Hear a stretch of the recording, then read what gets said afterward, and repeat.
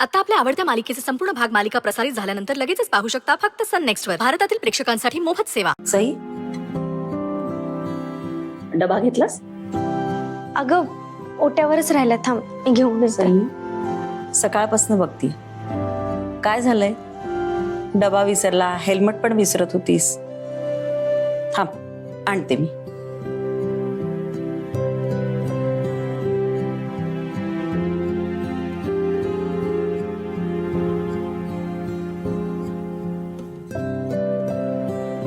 सई, हा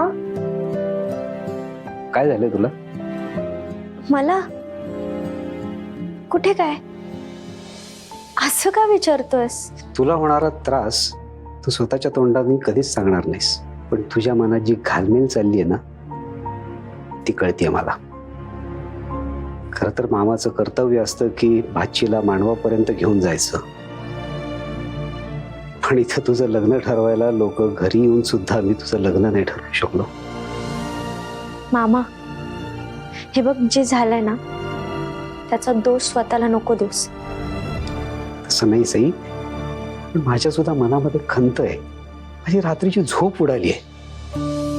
मला माहितीये जे घडलं ते अतिशय चुकीचं होतं, पण झालेली चूक आपण सुधारू शकतो ना. मी काय म्हणतो, तू तेव्हा जागीरदारांना सगळं खरं काय ते सांगून टाक. पुढं काय होईल ना ते आपण नंतर बघूयात ना. काय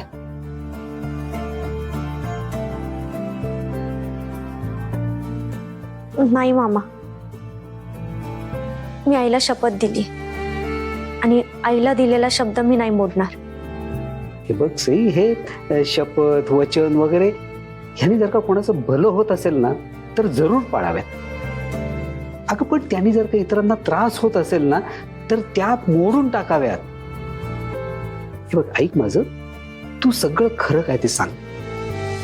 त्यांनी काय होईल, खूप लोकांचं भलं होणार आहे. तेव्हा जागीरदार सुरक्षित राहतील. तू, ताई, वरुण, तुम्हाला आनंद होईल. या मामीचा आणि अंजलीचा तुला होणारा त्रास तरी वाचेल. त्यांच्यामुळे जे काही पाप माझ्या डोक्यावर आले ना ते माझ्या डोक्यावरचं ओझही उतरेल. मग तू जरा विचार कर आणि देवांशना खरं काय ते सांगून टाक. नाही मामा, गोष्टी आता माझ्या हातात नाही राहिलेल्या.